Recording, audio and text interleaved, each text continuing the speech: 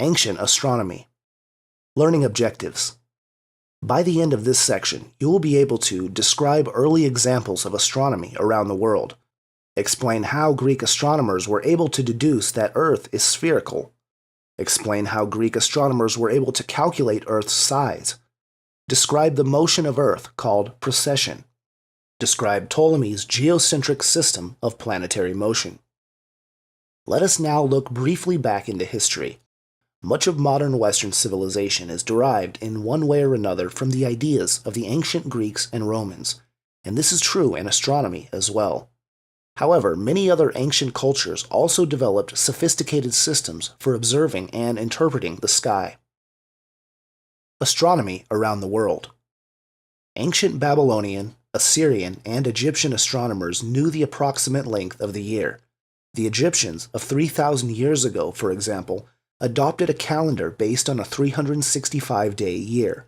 They kept careful track of the rising time of the bright star Sirius in the pre-dawn sky, which has a yearly cycle that corresponded with the flooding of the Nile River. The Chinese also had a working calendar. They determined the length of the year at about the same time as the Egyptians. The Chinese also recorded comets, bright meteors, and dark spots on the sun. Many types of astronomical objects were introduced in Science and the Universe, a brief tour. If you're not familiar with terms like comets and meteors, you may want to review that chapter. Later, Chinese astronomers kept careful records of guest stars, those that are normally too faint to see but suddenly flare up to become visible to the unaided eye for a few weeks or months. We still use some of these records in studying stars that exploded a long time ago. The Mayan culture in Mexico and Central America developed a sophisticated calendar based on the planet Venus, and they made astronomical observations from sites dedicated to this purpose 1,000 years ago. The Polynesians learned to navigate by the stars over hundreds of kilometers of open ocean, a skill that enabled them to colonize new islands far away from where they began. In Britain, before the widespread use of writing, ancient people used stones to keep track of the motions of the sun and moon. We still find some of the great stone circles they built for this purpose, dating from as far back as 2800 BCE. The best known of these is Stonehenge, which is discussed in Earth, Moon, and Sky. Early Greek and Roman cosmology. Our concept of the cosmos, its basic structure and origin, is called cosmology, a word with Greek roots. Before the invention of telescopes, humans had to depend on the simple evidence of their senses for a picture of the universe. The ancients developed cosmologies that combined their direct view of the heavens with a rich variety of philosophical and religious symbolism. At least 2,000 years before Columbus, educated people in the eastern Mediterranean region knew Earth was round. Belief in a spherical Earth may have stemmed from the time of Pythagoras, a philosopher and mathematician who lived 2,500 years ago. He believed circles and spheres to be perfect forms, and suggested that Earth should therefore be a sphere.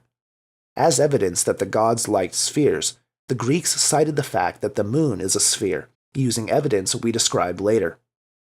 The writings of Aristotle, 384 to 322 BCE, the tutor of Alexander the Great, summarize many of the ideas of his day. They describe how the progression of the moon's phases, its apparent changing shape, results from our seeing different portions of the moon's sunlit hemisphere as the month goes by. See Earth, Moon, and Sky. Aristotle also knew that the sun has to be farther away from Earth than is the moon, because occasionally the moon passed exactly between Earth and the sun and hid the sun temporarily from view. We call this a solar eclipse. Aristotle cited convincing arguments that Earth must be round. First is the fact that as the moon enters or emerges from Earth's shadow during an eclipse of the moon, the shape of the shadow seen on the moon is always round. Only a spherical object always produces a round shadow. If Earth were a disk, for example, there would be some occasions when the sunlight would strike it edge-on, and its shadow on the moon would be a line. As a second argument, Aristotle explained that travelers who go south a significant distance are able to observe stars that are not visible farther north, and the height of the North Star, the star nearest the north celestial pole, decreases as a traveler moves south. On a flat Earth, everyone would see the same stars overhead. The only possible explanation is that the traveler must have moved over a curved surface on Earth, showing stars from a different angle. One Greek thinker, Aristarchus of Samos, 310 to 230 BCE, even suggested that Earth was moving around the Sun, but Aristotle and most of the ancient Greek scholars rejected this idea. One of the reasons for their conclusion was the thought that if Earth moved about the Sun, they would be observing the stars from different places along Earth's orbit. As Earth moved along, nearby stars should shift their positions in the sky relative to more distant stars. In a similar way, we see foreground objects appear to move against a more distant background whenever we are in motion. When we ride on a train, the trees in the foreground appear to shift their position relative to distant hills as the train rolls by. Unconsciously, we use this phenomenon all the time to estimate distances around us. The apparent shift in the direction of an object as a result of the motion of the observer is called parallax. We call the shift in the apparent direction of a star due to Earth's orbital motion stellar parallax.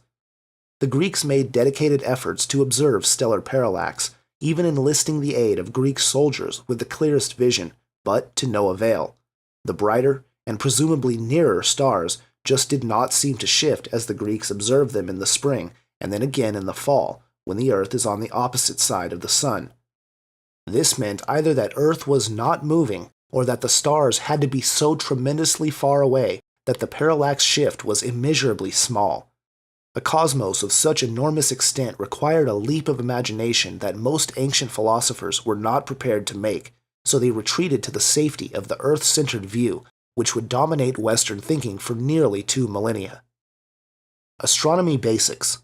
How do we know the Earth is round? In addition to the two ways, from Aristotle's writings, discussed in this chapter, you might also reason as follows. 1. Let's watch a ship leave its port and sail into the distance on a clear day. On a flat Earth, we would just see the ship get smaller and smaller as it sails away. But this isn't what we actually observe. Instead, ships sink below the horizon, with the hull disappearing first, and the mast remaining visible for a while longer. Eventually, only the top of the mast can be seen as the ship sails around the curvature of the Earth. Finally, the ship disappears under the horizon. 2. The International Space Station circles Earth once every 90 minutes or so. Photographs taken from the shuttle and other satellites show that Earth is round from every perspective. 3. Suppose you made a friend in each time zone of Earth. You call all of them at the same hour and ask, "Where's the sun?" On a flat Earth, each caller would give you roughly the same answer. But on a round Earth, you would find that, for some friends, the sun would be high in the sky, whereas for others, it would be rising, setting, or completely out of sight. And this last group of friends would be upset with you for waking them up. Measurement of Earth by Eratosthenes. The Greeks not only knew Earth was round, but also they were able to measure its size.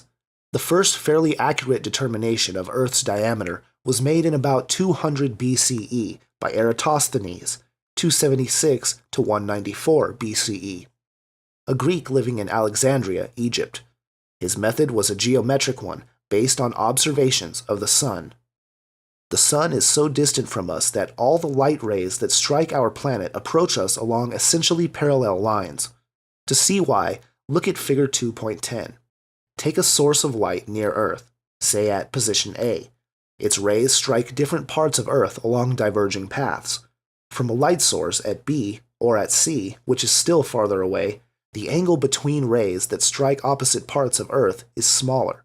The more distant the source, the smaller the angle between the rays. For a source infinitely distant, the rays travel along parallel lines.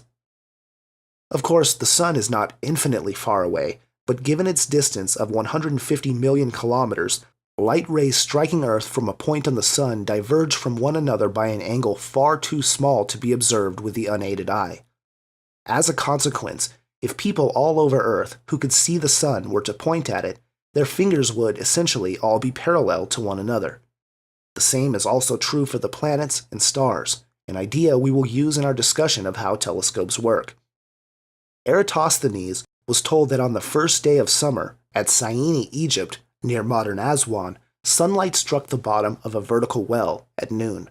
This indicated that the sun was directly over the well, meaning that Cyene was on a direct line from the center of Earth to the sun.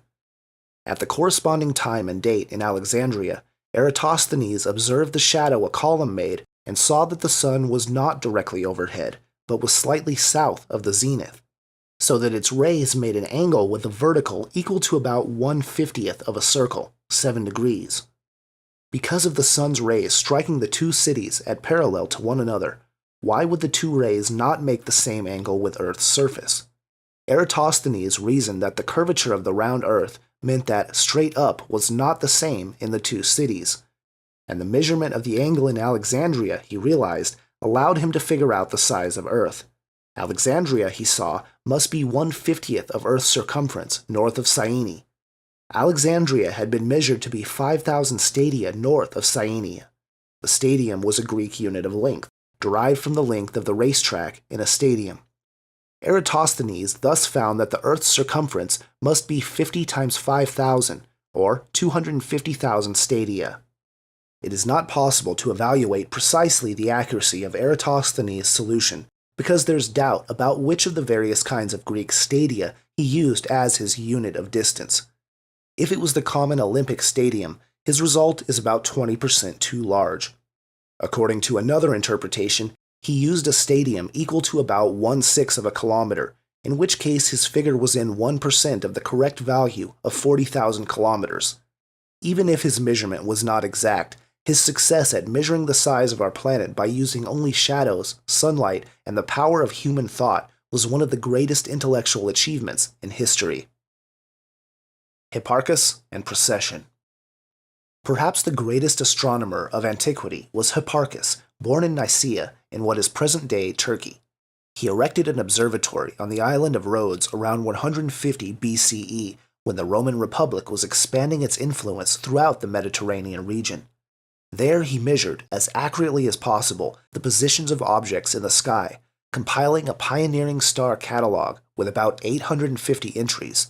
He designated celestial coordinates for each star, specifying its position in the sky, just as we specify the position of a point on Earth by giving its latitude and longitude. He also divided the stars into apparent magnitudes, according to their apparent brightness. He called the brightest ones stars of the first magnitude, the next brightest group stars of the second magnitude, and so forth.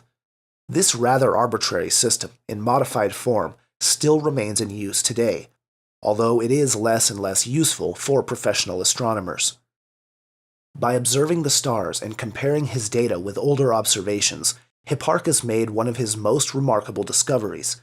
The position in the sky of the north celestial pole had altered over the previous century and a half. Hipparchus deduced correctly that this had happened not only during the period covered by his observations, but was in fact happening all the time. The direction around which the sky appears to rotate changes slowly, but continuously. Recall from the section on celestial poles and the celestial equator that the north celestial pole is just a projection of Earth's north pole into the sky. If the north celestial pole is wobbling around, then Earth itself must be doing the wobbling. Today, we understand that the direction in which Earth's axis points does indeed change slowly but regularly, a motion we call precession. If you have ever watched a spinning top wobble, you observed a similar kind of motion. The top's axis describes a path in the shape of a cone, as Earth's gravity tries to topple it. Because our planet is not an exact sphere, but bulges a bit at the equator, the poles of the sun and moon cause it to wobble like a top. It takes about 26,000 years for Earth's axis to complete one circle of precession. As a result of this motion, the point where our axis points in the sky changes as time goes on. While Polaris is the star closest to the north celestial pole today, and it will reach the closest point around the year 2100, the star Vega in the constellation of Lyra will be the North Star in 14,000 years. Ptolemy's model of the solar system. The last great astronomer of the Roman era was Claudius Ptolemy, or Ptolemaeus, who flourished in Alexandria in about the year 140. He wrote a mammoth compilation of astronomical knowledge, which today is called by its Arabic name, Almagest, meaning the greatest. Almagest does not deal exclusively with Ptolemy's own work. It includes a discussion of the astronomical achievements of the past, principally those of Hipparchus. Today, it is our main source of information about the work of Hipparchus and other Greek astronomers. Ptolemy's most important contribution was a geometric representation of the solar system that predicted the positions of the planets for any desired date and time. Hipparchus, not having enough data on hand to solve the problem himself, had instead amassed observational material for posterity to use. Ptolemy supplemented this material with new observations of his own and produced a cosmological model that endured more than 1,000 years, until the time of Copernicus. The complicating factor in explaining the motions of the planets is that their apparent wandering in the sky results from the combination of their own motions with Earth's orbital revolution. As we watch the planets from our vantage point on the moving Earth, it is a little like watching a car race while you're competing in it. Sometimes opponents' cars pass you, but other times you pass them, making them appear to move backward for a while with respect to you. Figure 2.13 shows the motion of Earth and a planet farther from the Sun, in this case Mars. Earth travels around the Sun in the same direction as the other planet and in nearly the same plane, but its orbital speed is faster. As a result, it overtakes the planet periodically, like a faster race car on the inside track. The figure shows where we see the planet in the sky at different times. The path of the planet among the stars is illustrated in the star field on the right side of the figure. Link to learning. This retrograde simulation of Mars illustrates the motion of Mars as seen from Earth, as well as Earth's retrograde motion as seen from Mars. There's also an animation of the movement of the two planets relative to each other that creates the appearance of this motion. Normally, planets move eastward in the sky over the weeks and months as they orbit the Sun. But from positions B to D in Figure 2.13, as Earth passes the planets in our example, it appears to drift backward, moving west in the sky. Even though it's actually moving to the east, the faster moving Earth has overtaken it and seems, from our perspective, to be leaving it behind. As Earth rounds its orbit towards position E, the planet again takes up its apparent eastward motion in the sky. The temporary apparent westward motion of a planet as Earth swings between it and the Sun is called retrograde motion. Such backward motion is much easier for us to understand today, now that we know Earth is one of the moving planets and not the unmoving center of all creation. But Ptolemy was faced with the far more complex problem of explaining such motion while assuming a stationary Earth. Furthermore, because the Greeks believed that celestial motions had to be circles, Ptolemy had to construct his model using circles alone. To do it, he needed dozens of circles, some moving around other circles, in a complex structure that makes a modern viewer dizzy. But we must not let our modern judgment cloud our admiration for Ptolemy's achievement. In his day, a complex universe centered on Earth was perfectly reasonable, and, in its own way, quite beautiful. However, as Alfonso X, the King of Castile, was reported to have said after having the Ptolemaic system of planet motions explained to him, "If the Lord Almighty had consulted me before embarking upon creation, I should have recommended something simpler." Ptolemy solved the problem of explaining the observed motions of planets by having each planet revolve in a small orbit called an epicycle. The center of the epicycle then revolved about Earth on a circle called a deferent. When the planet is at position X, in Figure 2.14, on the epicycle orbit, it is moving in the same direction as the center of the epicycle, from Earth. The planet appears to be moving eastward. When the planet is at Y, however, its motion is in the direct opposite to the motion of the epicycle's center around Earth. By choosing the right combination of speeds and distances, Ptolemy succeeded in having the planet moving westward at the correct speed and for the correct interval of time, thus replicating retrograde motion with his model. However, we shall see in Orbits and Gravity that the planets, like Earth, travel about the Sun in orbits that are ellipses, not circles. Their actual behavior cannot be represented accurately by a scheme of uniform circular motions. In order to match the observed motions of the planets, Ptolemy had to center the deferent circles, not on Earth, but at points some distance from Earth. In addition, he introduced uniform circular motion around yet another axis, called the equant point. All of these considerably complicated his scheme. It is a tribute to the genius of Ptolemy as a mathematician that he was able to develop such a complex system to account successfully for the observations of planets. It may be that Ptolemy did not intend for his cosmological model to describe reality, but merely to serve as a mathematical representation that allowed him to predict the positions of the planets at any time. Whatever his thinking, his model, with some modifications, was eventually accepted as authoritative in the Muslim world and later in Christian Europe.